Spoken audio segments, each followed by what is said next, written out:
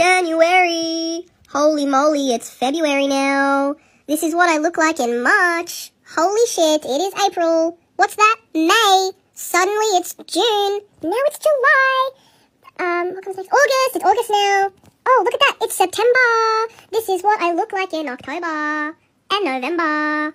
Now it's December. Whoa, you made it. Whoa! I'm not around to hold your hand. Don't worry, Gummy Puss. I'll hold your hand until college if I have to. Gummy Puss. Oh, Mom, stop embarrassing me! Oh, it burns! Guys! What was that? I don't know. Paint? What was that?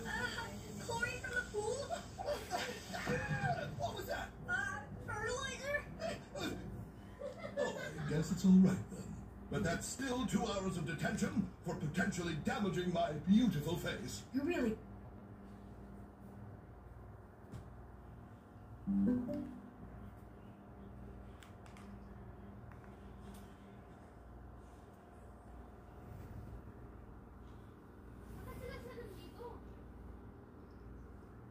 my God. Pwede na dyan. Ay, oo. Kalimutan ko yung mission nila. May mission pa pala.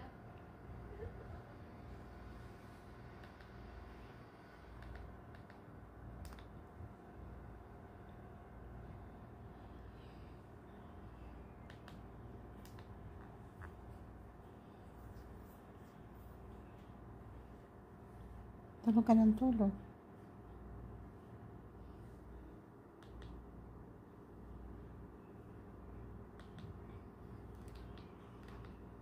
Magrib.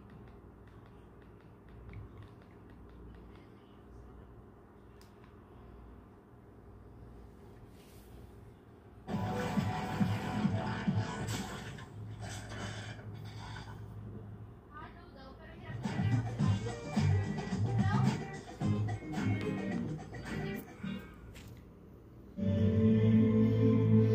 Dito ang totoo, throwback. Kung gusto mong balikan ang nakalipas o mag-time travel nung panahon ng mga Kastila, dito ka magtungo kung saan parang huminto ang panahon.